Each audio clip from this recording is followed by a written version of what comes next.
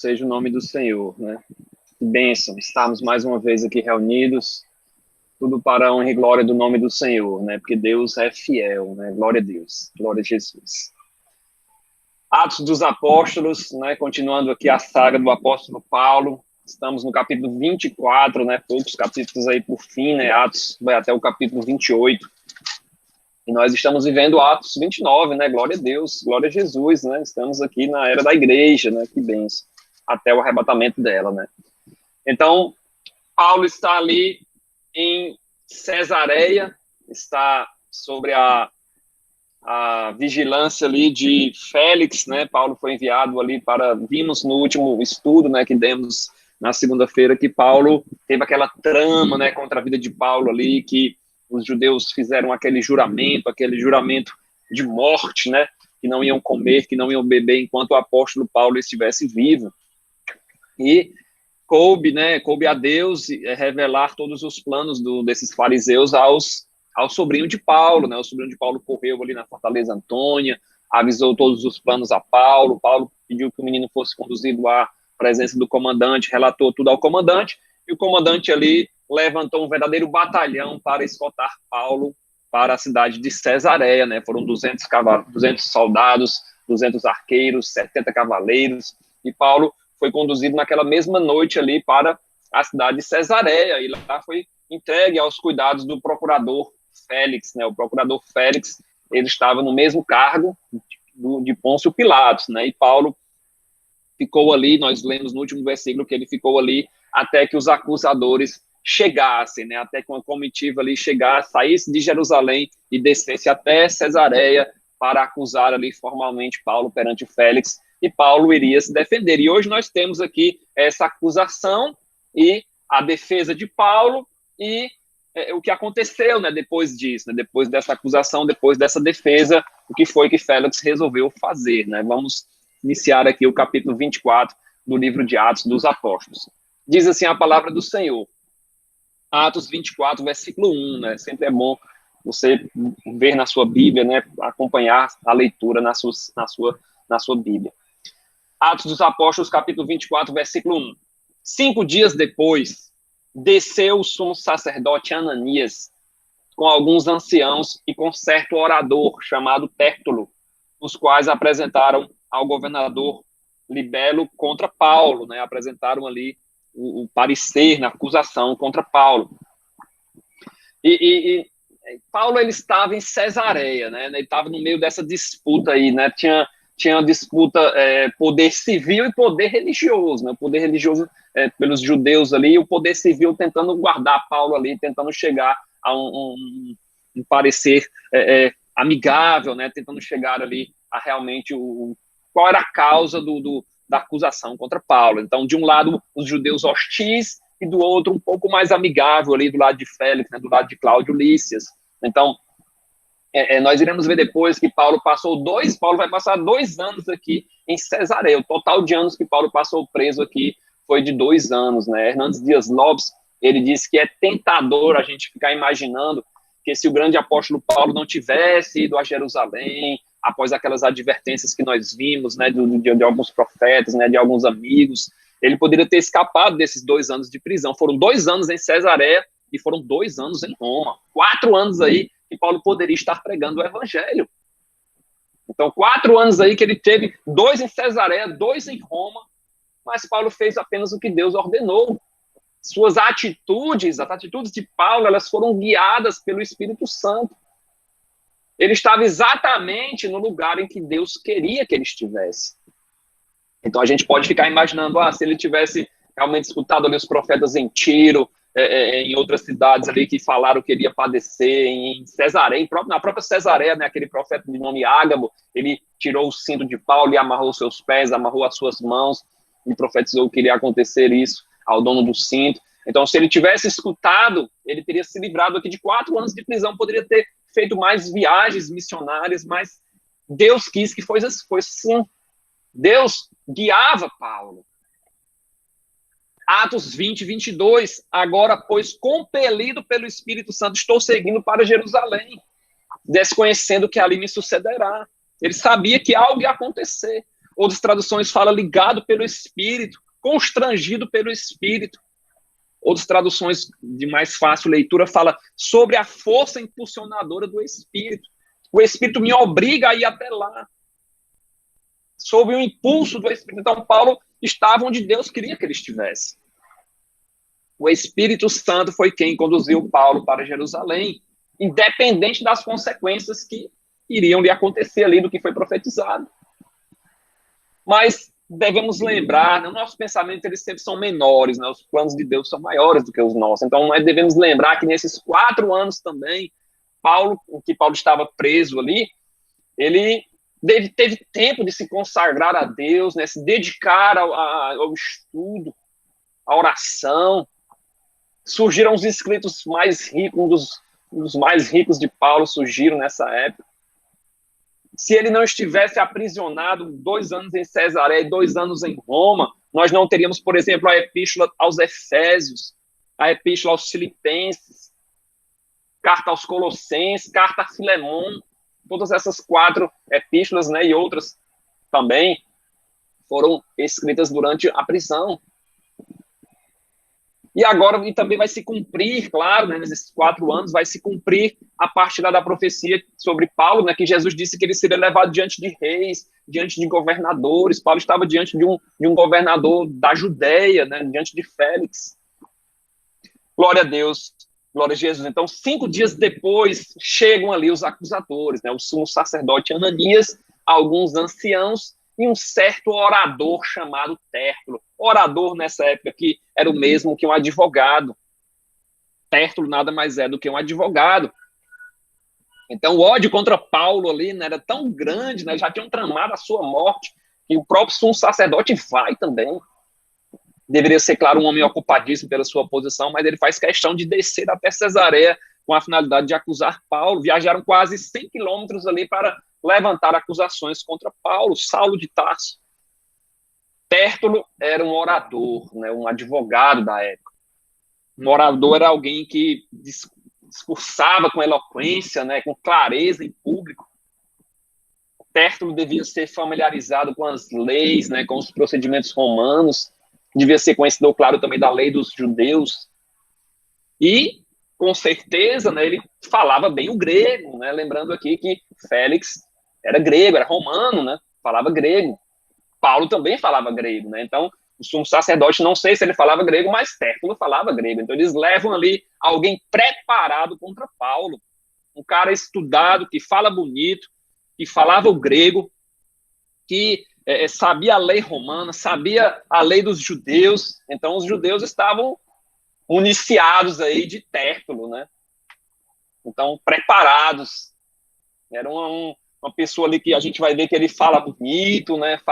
Ele fala ali com um linguajar culto, aquela inteligência meio sarcástica, né, que alguns advogados têm, né? Então, Tértulo tinha. O julgamento ele inicia no versículo 2, né? No versículo 2, e ele vai girar, esse julgamento ele é diferente dos outros, né?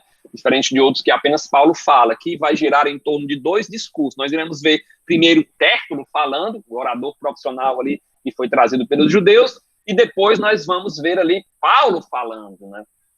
Então, Tértulo, ele vai começar, a gente vai ver que ele vai começar com uma tentativa ali de conquistar a boa vontade de Félix. Tem até um termozinho em latim, né, que disso aqui, né, que eu não sei pronunciar direito, captatio benevolente, não sei se assim se pronuncia, mas ele tenta conquistar a boa vontade, a benevolência de Félix. O discurso de Félix, versículo 2, versículo 3, versículo 4, esse é o início do discurso. É cheio de bajulação, de adulação, de puxação de saco, por assim dizer, né? Ele vai passar 3 versículos ali tentando puxar o saco mesmo de Félix, né? Enquanto de Paulo, a gente vai ver que inicia no versículo 10, Paulo gasta meio versículo ali falando de Félix, ele é bem breve, bem honesto, metade de um versículo ali, enquanto o Tértulo gasta 3 versículos ali, tentando adular Félix, Paulo vai gastar metade de um versículo. Né? Iremos ver aqui, ó, versículo 2. Sendo este chamado, passou Tértulo a acusá-lo. Né? Paulo chegou ali no recinto e Tértulo passou ali, iniciou o seu discurso, né? Iniciou a sua acusação. E ele vai começar aqui elogiando, né, o procurador Félix, né, cheio de falsidade, claro, de hipocrisia, fazendo valer, claro, o seu salário ali, devia estar sendo pago pelos judeus, claro, pelo sumo sacerdote, e ele começa isso, ó, versículo 2. Excelentíssimo Félix, tendo nós, por teu intermédio, gozado de paz perene, e também por teu providente cuidado, se terem feito notáveis reformas em benefício deste povo, sempre por toda parte, isto reconhecemos com toda a gratidão. Entretanto, para não te deter por longo tempo, rogo-te de que, de conformidade com a tua clemência, nos atenda por um pouco. Então, ele começa aí fazendo essa certa bajulação aí, né? Ele agradece ao governador ali pela paz, agradece ao governador ali pelos cuidados, pelos notáveis serviços e reformas que foram realizados pelo governo de Félix, né? No versículo 2, ele fala sobre isso, né? Mas os fatos, a realidade dos fatos era outra, né? Félix, ele era bem brutal, né? Ele, qualquer rebelião ali, ele debelava ali de forma bem brutal, bárbara. E a população judaica não gostava dele, né? Como não gostava da dominação romana. Félix era mau, era impiedoso, era opressor. Os judeus não gostavam. E ele fala aqui que ele faz elogios ali, dizendo que todo mundo gostava de Félix. Tinha feito isso, tinha feito aquilo. Eram palavras hipócritas, né? Hipocrisia, falsidade. Falava que todos são agradecidos por tudo que Félix fez, está fazendo. Se os judeus não gostam dele, são palavras falsas, né? Então, cheio de malícia, né? Essa parte inicial aqui do discurso de Tértulo é cheio de malícia. Todos sabem que os judeus odiavam os romanos. O próprio sumo sacerdote e os anciãos eram inimigos do governo romano. Eram incomodados, né, com os impostos. Os judeus não gostavam dos impostos, com os tributos que eles tinham que pagar a Roma. Félix era odiado por todos. Essas palavras aqui eram mentirosas. A única coisa que não era mentira era realmente a paz, né? Realmente como Tértulo, como Félix tinha essa índole cruel, né? Ele era cruel, opressor. Qualquer bandido ele exterminava, então tinha paz na Judéia. Por conta da sua conduta severa, né? Ele tinha destruído qualquer grupo de ladrão, tinha acabado no governo dele. Então, os versículos 5 até o 9, né, 5, 6, 7, 8, 9, ele vai começar propriamente, em especial os 5 e os 6, né, estão as acusações contra Paulo. Né, nós vamos ver que são 3 acusações, né, são três acusações contra o apóstolo Paulo. Versículo 5, ó. Porque, tendo nós verificado que este homem é uma peste, e promove sedições entre os judeus e espaços por todo o mundo, sendo também o principal agitador da seita dos nazarenos, o qual também tentou profanar o templo, nós o prendemos, com o intuito de julgá-lo segundo a nossa lei. Então, aqui estão as acusações contra Paulo. A primeira acusação é que Paulo era uma peste que promovia sedições. Paulo era um desordeiro, segundo eles, né? Criava dissensões, criava desordens, criava sedições entre os judeus dispersos. A paz do império estava perturbada por Paulo. Paulo estava tirando a paz do império. Era uma acusação grave, porque tinha implicações políticas, né? A palavra peste aqui, essa palavra peste aqui no grego, ela se refere a alguém que espalha uma peste mesmo, que põe em risco a vida de todos, né? Uma doença, né? Que espalha uma doença. Então, Paulo seria essa pessoa que estava espalhando ali desordens, né? Estava espalhando ali sedições em todos os cantos do império, né? Perigoso para o império. E a gente sabe, né? Claro, nós todos aqui somos estudiosos da palavra do Senhor, sabemos que era justamente o contrário do que Paulo ensinava. Ao invés de agitar o povo a fazer com que se revoltassem contra os romanos, Paulo ensinava que os cristãos deveriam se sujeitar à autoridade governamental. Ele fala em Romanos 13 sobre isso, Romanos 13, versículo 1. Todos devem sujeitar-se à autoridade governamental, pois não há autoridade que não venha de Deus. As autoridades que existem foram por ele estabelecidas. Portanto, aquele que se rebela contra a autoridade está se rebelando contra o Deus que instituiu. E aqueles que assim procedem também trazem condenação para si mesmo. Então, Paulo ensinava justamente o contrário, e ele ensinava em uma época que Nero estava no comando, e Nero foi implacável contra os cristãos. E mesmo assim, Paulo ensina que todos devem se submeter à autoridade, claro que a autoridade de acordo se ela não for de encontro à palavra do Senhor. Né? Ele ainda continua, Paulo, né? Pois os governantes não devem ser temidos, a não ser pelos que praticam o mal. Você quer viver livre do medo da autoridade? Pratique o bem, e ela o enaltecerá. Pois é serva de Deus para o seu bem. Mas se você praticar o mal, tenha medo, pois ela não porta a espada sem motivo. Deus diz que a autoridade é bênção, né? Os maus temem a autoridade, os bens não devem temer, porque ela faz engrandecer, enaltecer. Então, totalmente falsa essa acusação de que Paulo promovia sedições. Paulo ensinava o contrário aos cristãos, né? De que eles devem se sujeitar às autoridades governamentais, porque toda autoridade vinha de Deus, né? Provinha de Deus. Outra acusação era que Paulo era o principal agitador da seita dos nazarenos. Então ele era chefe, né, como se ele fosse o chefe da seita dos nazarenos, uma religião não reconhecida ali, que era contra a lei romana, segundo os acusadores. Principal agitador, principal defensor, né, usado como essa palavra aqui, principal agitador, do grego protostates, seria mais ou menos assim a pronúncia, significa referência a soldados, ou seja, aquele que vem em primeiro lugar, que está na linha de frente. Então, Paulo era o principal agitador, como se Paulo estivesse na linha de frente da seita dos nazarenos, segundo Tértulo. E a palavra seita aqui é a nossa palavra conhecida, né? Conhecida ali como heresia, né? É a mesma palavra que se usa para referir aos saduceus e aos fariseus, porque essa palavra seita ela não tinha uma conotação negativa nessa época. Quando se refere aos fariseus, a seita dos fariseus. Quando se refere aos saduceus, a seita dos fariseus.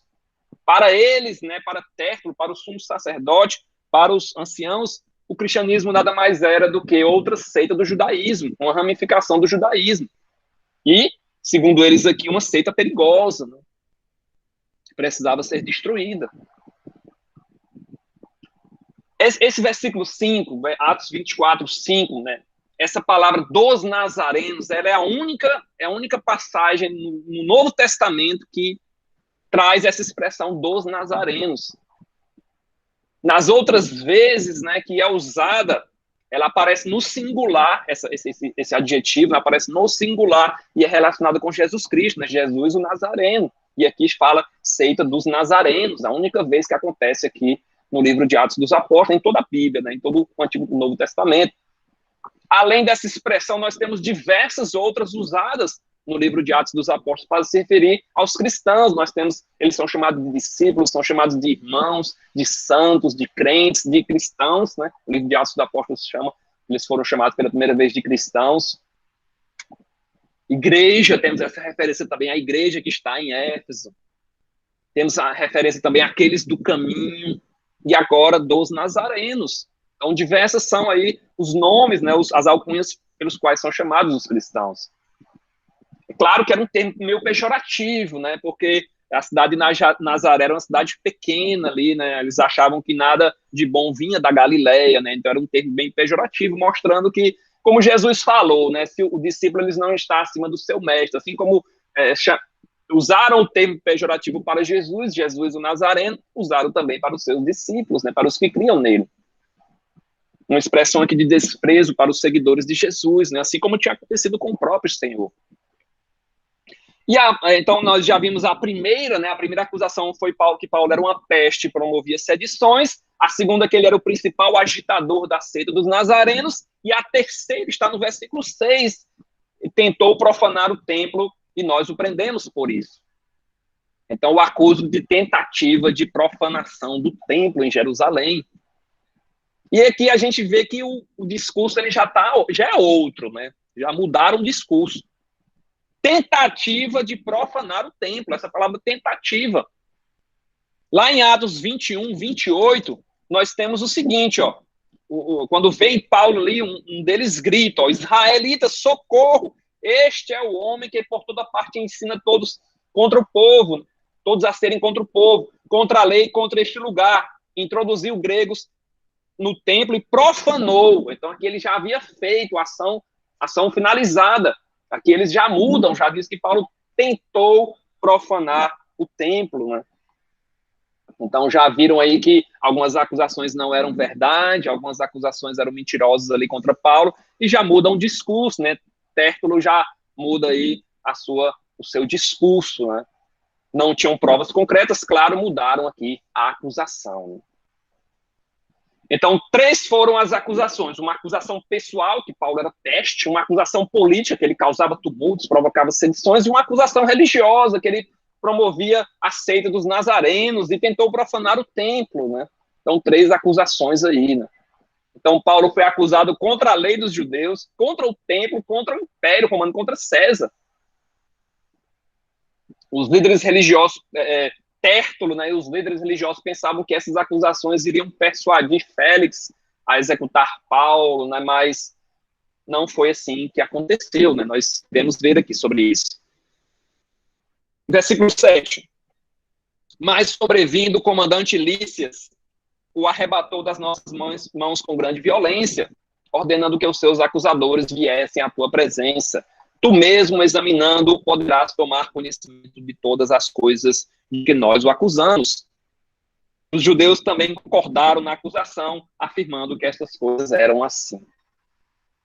Então, nós temos aqui todas as acusações contra Tértulo, né? Perdão, contra Paulo, por Tértulo. Os líderes religiosos, eles esperavam que Félix ele se sentisse tocado aí por essas acusações, né? Se sentisse aí, ele recebesse essas acusações e que fosse favorável ao que os judeus estavam querendo, né? Então, mas todas essas acusações eram sem fundamento. Os próprios romanos que o prenderam não viram qualquer tendência sediciosa ou violenta da parte de Paulo. Pelo contrário, Paulo era visto como uma pessoa culta, uma pessoa estudada. O próprio Senhor Jesus, ele também foi alvo de acusações falsas. Ele foi acusado de perverter a nação, foi acusado de proibir o pagamento de tributos a César, de violar o sábado, de ameaçar destruir o templo. Sabemos também que foram acusações falsas, acusações infundadas, né? Glória a Deus, glória a Jesus. Então, Paulo, ele era totalmente diferente do que Tértulo havia pintado, que caracterizado ele. Paulo era um homem honesto, não provocava ninguém, provocava, claro, quando defendia a palavra do Senhor. Mas Paulo ele não passava, outra característica de Paulo é que ele não passava a mão na cabeça de ninguém, ele falava a verdade do evangelho, doa quem doer. Ele era servo de todos, né? Ele tinha aquele espírito de pastor, né? Pastoril. Pregava e ensinava o evangelho em todos os locais. Então, no versículo 7, né, do versículo 7 ao 9, nós temos aí que Tértulo finaliza dizendo que eles não puderam fazer mais nada porque Paulo escapou das mãos dele, né? O comandante Félix veio comandante Lícias, Cláudio Lícias veio e retirou Paulo ali e acabou conduzindo ele para Félix, né? Para que Félix pudesse examinar mais, de forma mais apurada, né? E estavam todos ali agora esperando o parecer de Félix, né? E os judeus, versículo 9, fala que os judeus também concordaram com essas acusações, afirmando que tudo foi assim. Então, um forte caso contra Paulo, né? A partir do versículo 10, nós iremos ver que Paulo, ele começa a sua defesa, né? Ele vai começar a sua defesa ali perante todos. Então, o advogado, o orador, Tértulo, já tinha apresentado a sua acusação formal e agora a oportunidade era dada para Paulo. Nenhuma interrupção foi causada no discurso de Tértulo e nenhuma interrupção também seria causada no discurso de Paulo. Como Paulo não tinha nenhum orador, não tinha nenhum advogado, ele mesmo fez a sua defesa. Eu respondo por mim, faço a minha defesa. Versículo 10, ó, Paulo, tendo-lhe o governador feito sinal que falasse, respondeu, sabendo que há muitos anos és juiz desta nação, sinto-me à vontade para me defender. Então, lembrando do que nós falamos, né, que as palavras de Tértulo ali no início foram lisonjeiras, né, foram palavras bajulatoras, né, foram 3 versículos, Paulo só fala aqui metade de um versículo. Em contraste com essa excessiva adulação de Tértulo, Paulo fez uma apresentação bem cortês, né, com educação, sem bajulação. Ele é só um elogio ali, disse que, como Félix era juiz há muitos anos, ele se sentia à vontade para se defender. Como Félix era juiz, ele já tinha essa experiência, né, entre questões judaicas, ele se sentia à vontade para contar ali questões sobre a lei dos judeus. E é isso que ele vai falar aqui na sua defesa. Então, Félix, ele tinha essa familiaridade, né, com os costumes judaicos, com o temperamento, com o espírito dos judeus, essa expressão à vontade, né, outras traduções falam, sinto-me à vontade de fazer a minha defesa. Historiadores creem que Félix já estava há 8 anos no governo da Palestina, né, da terra de Israel. Depois, né, no capítulo 25, se eu não me engano, vai aparecer outro governador no lugar de Félix, de nome Festo. Esse Festo, ele já não sabia nada sobre os judeus. É o contrário de Félix, né? Esse outro, ele já não sabe nada dos hábitos judaicos, tinha acabado de chegar ali na terra de Israel, mas Félix era o contrário. Félix já estava há muito tempo, ele já sabia muito dos costumes. Então, Paulo fala sobre isso, né? Sabendo que há muitos anos és juiz desta nação, eu me sinto à vontade para me defender. Versículo 11, ó. Visto poderes verificar que não há mais de 12 dias desde que subi a Jerusalém para adorar, e que não me acharam no templo discutindo com alguém, nem tampouco amotinado com o povo, amotinando o povo, fosse na sinagoga ou na cidade. Nem se podem provocar as acusações que agora fazem contra mim. Paulo, ele começa a falar que ele não é, ele vai defender contra aquelas 3 acusações que nós vimos. Ele vai se defender contra isso, né? Contra ser uma peste, fazer sedições, contra ser um agitador da sede dos nazarenos, contra ter profanado o templo. Paulo vai falar contra essas 3 acusações. Então ele começa falando que ele não é perturbador da paz. Paulo, ele só tinha chegado em Jerusalém faziam 12 dias. Como é que ele já ia fazer uma sedição em 12 dias? Ele foi para adorar a Deus, para trazer uma oferta ao povo judeu, para abençoar a nação e não para causar tumulto. É isso que ele vai falar. Ele chegou em Jerusalém 12 dias atrás para fazer isso. Desses 12 dias, ele se encontrou com Tiago, como nós vimos no dia seguinte. Ele passou 5 dias ali fazendo voto. Teve audiência com o conselho judaico. Então, em Jerusalém mesmo, ele deve ter passado aí uns 6, 7 dias, mais ou menos. Visto que haviam passado 5 anos ali, 5 dias para a acusação chegar a Jerusalém, em Cesareia. Então, ele passou 7 dias em Jerusalém, mais 5 dias em Cesareia preso, 12 dias. Então, ele fala sobre isso. Ó. Eu passei 5 dias preso. Desses outros dias, eu estava lá adorando ao Senhor. Eu estava fazendo voto. Como é que eu ia ter tempo para fazer sedição? Ele levanta essa questão dos dias, porque foi um período muito curto. Ele não tinha tempo nem de preparar ninguém ali. Ele passou um tempão viajando. Como é que ele ia preparar ali uma sedição, uma revolta em 7 dias? Né? Paulo vai reforçando, né? No versículo 12 ele fala que não me acharam no templo discutindo com ninguém, nem tampouco amotinando o povo, fosse na sinagoga, fosse na cidade. Paulo nega, né, categoricamente qualquer acusação de ter provocado qualquer tipo de confusão. Não tinham nem provas contra ele, versículo 13, nem se podem provar as acusações que agora fazem contra mim. Foram os próprios judeus, como nós sabemos, os judeus que vieram da Ásia, que incitaram a multidão, que acusaram Paulo de ter inserido uma pessoa ali no templo, um gentil no templo, enquanto Paulo estava apenas andando com aquele gentil ali pela cidade. Então, além de não acharem qualquer motivo de motim, qualquer tipo de motim, confusão contra Paulo, os motivos pelos quais o acusavam não podiam ser provados. Paulo vai começar a falar no versículo 14, né, agora contra a acusação de ele ser o principal agitador da seita dos nazarenos. Ele vai falar que segue o caminho, prova que o caminho não é uma seita, como era chamado, né? O cristianismo era chamado de o caminho, né? Quem seguia Jesus estava no caminho, né? Então, versículo 14, ó, porém confesso-te que segundo o caminho a que chamam seita, assim eu sirvo ao Deus de nossos pais, acreditando em todas as coisas que estejam de acordo com a lei e nos escritos dos profetas. Versículo 15, tendo esperança em Deus, como também estes a têm, de que haverá ressurreição, tanto de justos como de injustos. Então, Paulo prova que ele fala, né, mostra que o caminho não é uma seita. Ele reafirma, né, ser seguidor da religião do caminho, mas, ao mesmo tempo, ele diz que não se trata de uma seita, né, como os judeus estavam chamando, pois ela adorava a Deus e estava respaldado nas Santas Escrituras, né? Ele disse que todas as coisas desse caminho, dessa seita, que chamavam seita, estava de acordo com a lei e nos escritos dos profetas. Então, é interessante que Paulo nega tudo. Ele negou fazer sedição, ele negou ser um agitador ali da seita dos nazarenos, ele negou ter profanado o templo, como nós iremos ver, mas a única coisa que ele não nega é que ele era do caminho, ele não negou Jesus, né? O caminho não era uma novidade, uma religião ali inventada por Paulo, tinha raízes no Antigo Testamento.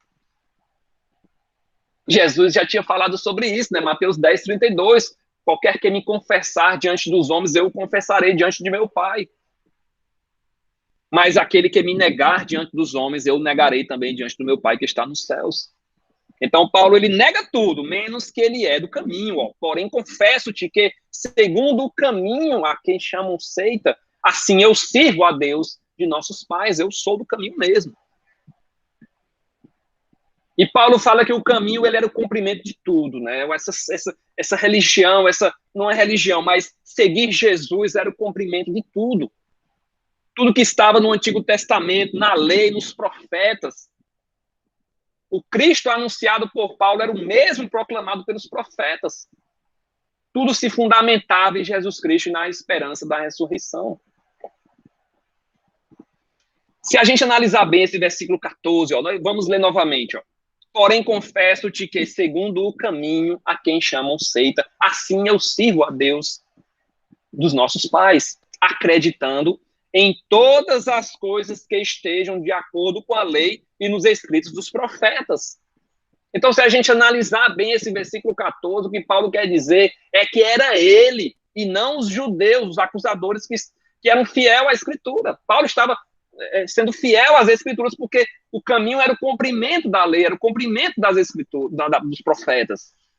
Então, Paulo afirma que eles não acreditavam nem na lei nem nos profetas. Caso contrário, eles também seriam nazarenos. Então, Paulo, ele já cria na ressurreição dos mortos, pois ele era fariseu, como nós vimos, os fariseus, eles criam na ressurreição. Ele cria na ressurreição do versículo 15 dos justos e dos injustos, onde haverá um grande julgamento. Paulo cria nisso.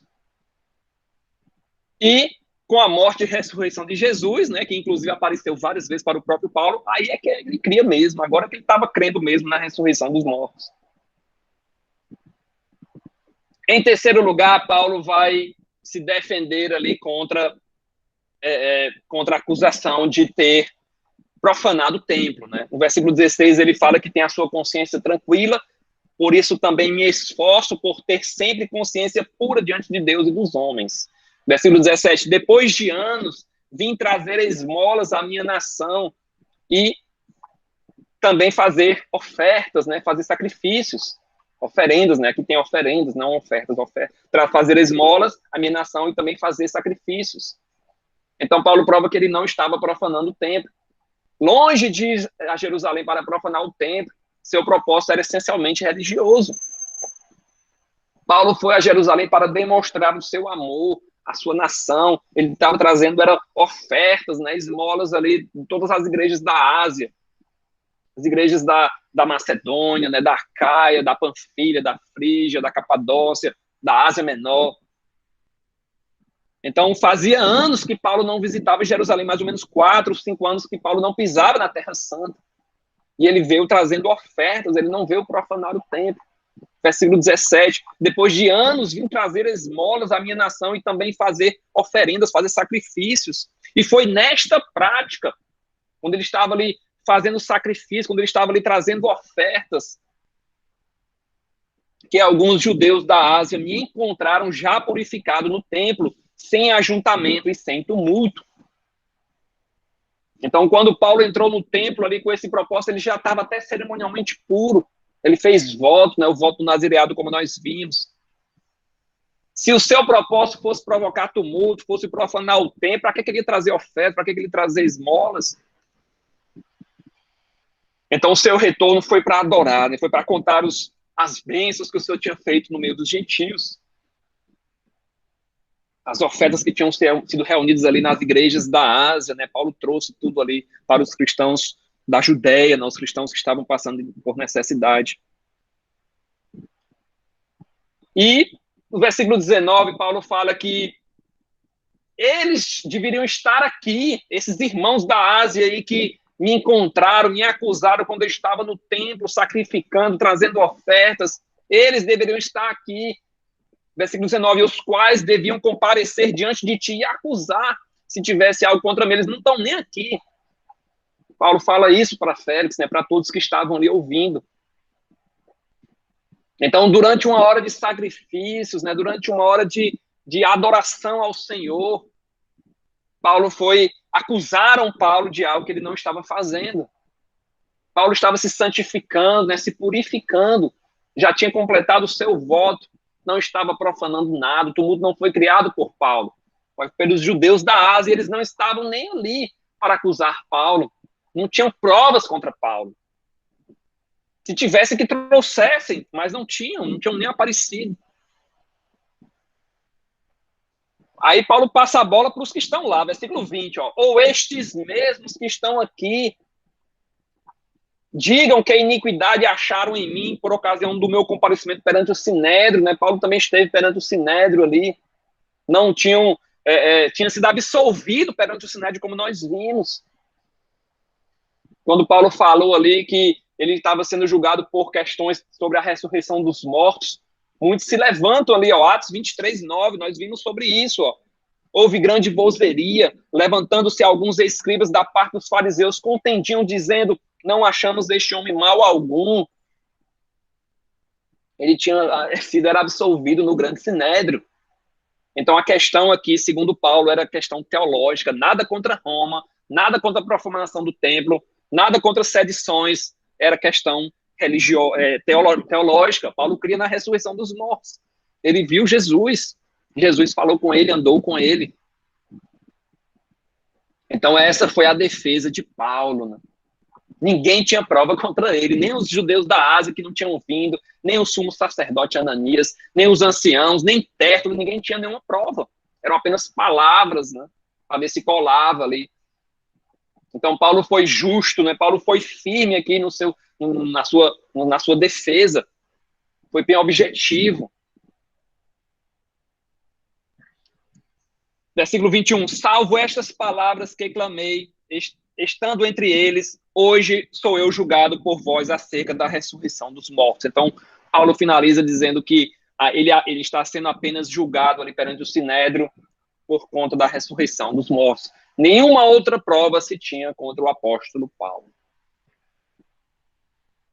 Então, diante disso, versículo 22, nós iremos terminar no 23, né? O tempo já está um pouco adiantado, então iremos terminar no 23. Então, Félix, versículo 22, então Félix, conhecendo mais acuradamente as coisas com respeito ao caminho, adiou a causa, dizendo, quando descer o comandante Lícias, tomarei inteiro conhecimento do vosso caso. E mandou ao centurião que conservasse a Paulo detido, tratando com indulgência e não impedindo que os seus próprios o servissem. Então, Félix, ele conhecia, né, ele era bem informado acerca do caminho, né, talvez a sua mulher, que era judia, né, a gente já falou sobre ela, depois nós iremos falar um pouco mais sobre ela, Drúzila, né, nós vimos que Félix, ele tinha 3 esposas, a primeira não se tem um nome, a segunda era neta ou filha, se eu não me engano, de Antônio com Cleópatra, e a terceira era essa Drúzila, ela era filha de Herodes Agripa I, que nós iremos ver sobre ele no capítulo 25. Então, depois de ter, Félix devia ter ouvido, né, todos os sinais, todos os milagres que se perpetuaram após a morte e ressurreição de Jesus Cristo. Inclusive, Félix, ele governava a cidade onde Cornélio e toda a sua família tinham aceitado a Jesus, né, muito tempo atrás. Então, diante dessas declarações conflitantes aí de Paulo, de Tértulo, Félix dá por encerrado ali por enquanto, ele adia a causa ali para até que ele soubesse mais ali da parte de Cláudio Lísias, né, que tinha estado ali presente tanto na confusão que teve no templo quanto no julgamento do Sinédrio. Então, nessa altura do julgamento, Félix ele prefere o parecer de um romano, né? Ele prefere, não, deixa o Cláudio chegar aqui, o Cláudio Lísias chegar aqui, que eu vou tomar conhecimento. Eu prefiro que o romano fale aqui do que vocês, judeus aí, que estão se acusando uns aos outros, aí, brigando por questões da lei. Então, Paulo ficou ali, ficou detido no pretório, né? Continuou detido, mas foi uma situação, uma prisão branda. Ele tinha certa liberdade, né? Ele ficou detido, tratando com indulgência, ou seja, ele tinha liberdade ali. Lucas, né, com frequência, talvez visitasse o seu querido amigo, seu companheiro de viagem. Outros também, Paulo era querido. Onde Paulo chegava ali, os irmãos se reuniam, oravam, né, escutavam as palavras de Paulo. Quando Paulo saía, todos choravam, todos ficavam ali tristes, né? Pediam, rogavam sempre que Paulo passasse mais dias com eles. Então, pelas cidades onde Paulo passava, todos gostavam dele. E Paulo foi tratado aqui com brandura, né, com indulgência. Ele deixou que os seus próprios o servissem ali. Lembrando que Filipe, o evangelista, e as suas 4 filhas ali que profetizaram, nós vimos sobre isso em Atos 21. Então, Filipe é aquele que havia sido escolhido juntamente com Estevão, era um dos 7, né? Filipe era um dos 7 que foi escolhido ali para cuidar das viúvas, né? E também Filipe pregou para o eunuco de Candace, acerca da profecia de Isaías, né? O eunuco não estava entendendo ali, achava que o profeta estava falando dele mesmo, mas o profeta estava falando de Jesus Cristo. Então, Filipe e as suas filhas, eles moravam em Cesareia, Paulo estava em Cesareia preso. Talvez eles tiveram ali um contato maior. Paulo até passou alguns dias na casa de Filipe, quando retornou da sua 3ª viagem. Que bênção, né? Glória a Deus, glória a Jesus. Então, nós iremos ver aí, a partir do 24, no próximo estudo, que Paulo vai começar a pregar para Félix, né? Paulo vai começar a evangelizar Félix, a evangelizar a sua esposa, né? Claro que Félix tem segundas intenções ali com Paulo, né? Ele vai querer receber ali uma propina, um dinheirinho, mas Paulo não vai dar dinheiro a ninguém. Paulo vai apenas falar de Jesus Cristo. Glória a Deus, glória a Jesus, né? Vamos orar agora, né? Que Deus abençoe a cada um, né? Bênção. História de Paulo sempre é bênção, né? Paulo era estudado, Paulo era um doutor da lei, ele mesmo se defendia, ele estava sempre pronto para defender o evangelho, defender a causa do Senhor. Jane, você vai fazer essa oração? Vou sim. Amém. Então, vamos orar. Que bênção, né? Nós podermos ser guiados pelo Espírito Santo. Também, Paulo, tudo que ele fez, ele foi guiado pelo Espírito Santo, como o Renato falou tantas vezes hoje aí. E que tal nós orarmos pedindo isso, né? Pedindo para que sejamos também guiados pelo Espírito Santo de Deus. Vamos orar. Deus maravilhoso, o Espírito de Deus, Pai, realiza a tua obra poderosa de transformação nas nossas vidas, Senhor. Nós te pedimos, Pai. Quando nós entregamos as nossas vidas a Cristo, Pai, o teu Espírito entrou em nossas vidas. E desde aquele momento, Senhor, tu vem nos transformando constantemente na pessoa que tu queres que nós sejamos, cada um de nós. Tu queres que cada um de nós seja de um jeito. Senhor, nós te pedimos misericórdia para que nós possamos, Senhor, te agradar nas coisas que fazemos. Senhor, tu proporciona a cada um de nós novas perspectivas, novos pensamentos, novos valores. Tu nos proporciona força. Pai, tu também nos dá a palavra para falar, a forma como nós temos que agir, potencial para nós executarmos a tua vontade, Senhor. Ó Senhor amado, nos guia conforme nós nos submetemos à sua direção, Paizinho, ao teu controle, Pai. Às vezes a tua direção, a tua orientação, ela é clara para cada um de nós, em outros momentos ela é mais difícil da gente entender, ela é mais sutil. Mas o Senhor está sempre nos conduzindo para a oportunidade de glorificar ao teu nome, mostrando compaixão pelas outras pessoas, servindo a outras pessoas, mesmo ouvindo o que as outras pessoas têm a dizer, atendendo às necessidades dela. E aí nós somos guiados por ti, Senhor.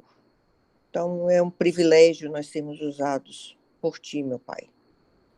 O Senhor também diz para nós o que fazer, o que evitar, o que não fazer. Ó Deus, obrigada, Senhor, porque a todo instante nós somos surpreendidos com o teu modo de liderar e direcionar nossas vidas. Então, Paizinho, nos ajuda a nos submetermos a ti, a ignorarmos a nossa vontade, Senhor, e entender que a tua vontade é superior à nossa e melhor para a nossa vida. Nos ajuda, cada um de nós, nos dá saúde e paz, cuida das nossas famílias, Pai. Nos livra do mal e nos dá força para nós seguirmos adiante. Nós te pedimos, Senhor, que nos mantenha em sintonia contigo e que nós possamos cada vez mais estar atentos à tua vontade. Nos guia, Pai. É o que eu te peço em nome de Jesus. Amém.